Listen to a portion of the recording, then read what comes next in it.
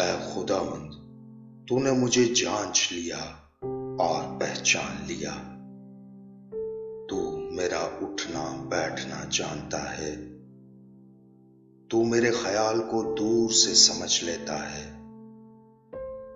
تو میرے راستہ کی اور میری خوابگاہ کی چھان بین کرتا ہے اور میری سب روشوں سے واقف ہے۔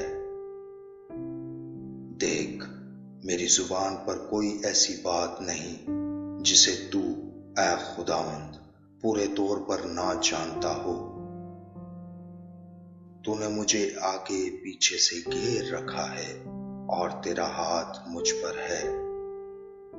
یہ عرفان میرے لیے نہایت عجیب ہے، یہ بلند ہے، میں اس تک پہنچ نہیں سکتا۔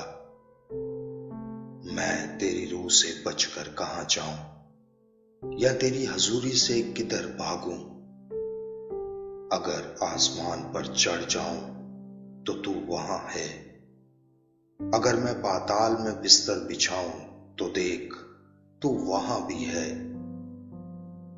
اگر میں صبح کے پر لگا کر سمندر کی انتہا میں جا بسوں تو وہاں بھی تیرا ہاتھ میری رہنمائی کرے گا اور تیرا داہنا ہاتھ مجھے سنبھالے گا۔ اگر میں کہوں کہ یقیناً تاریکی مجھے چھپا لے گی اور میری چاروں طرف کا اجالا رات بن جائے گا، تو اندھیرا بھی تجھ سے چھپا نہیں سکتا، بلکہ رات بھی دن کی مانند روشن ہے۔ اندھیرا اور اجالا دونوں یکساں ہیں، کیونکہ میرے دل کو تو ہی نے بنایا، میری ماں کے پیٹ میں تو ہی نے مجھے صورت بخشی۔ میں تیرا شکر کروں گا، کیونکہ میں عجیب و غریب طور سے بنا ہوں۔ تیرے کام حیرت انگیز ہیں، میرا دل اسے خوب جانتا ہے۔ جب میں پوشیدگی میں بن رہا تھا اور زمین کے اسفل میں عجیب طور سے مرتب ہو رہا تھا، تو میرا قالب تجھ سے چھپا نہ تھا۔ تیری آنکھوں نے میرے بے ترتیب مادے کو دیکھا، اور جو ایام میرے لیے مقرر تھے وہ سب تیری کتاب میں لکھے تھے، جبکہ ایک بھی وجود میں نہ آیا تھا۔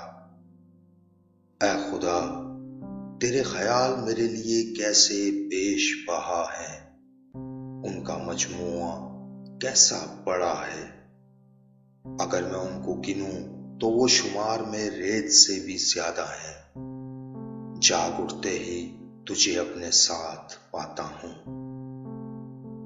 اے خدا، کاش کہ تو شریر کو قتل کرے، اس لیے اے خون خوارو میرے پاس سے دور ہو جاؤ، کیونکہ وہ شرارت سے تیرے خلاف باتیں کرتے ہیں اور تیرے دشمن تیرا نام بے فائدہ لیتے ہیں۔ اے خداوند، کیا میں تجھ سے عداوت رکھنے والوں سے عداوت نہیں رکھتا، اور کیا میں تیرے مخالفوں سے بیزار نہیں ہوں؟ مجھے ان سے پوری عداوت ہے، میں ان کو اپنے دشمن سمجھتا ہوں۔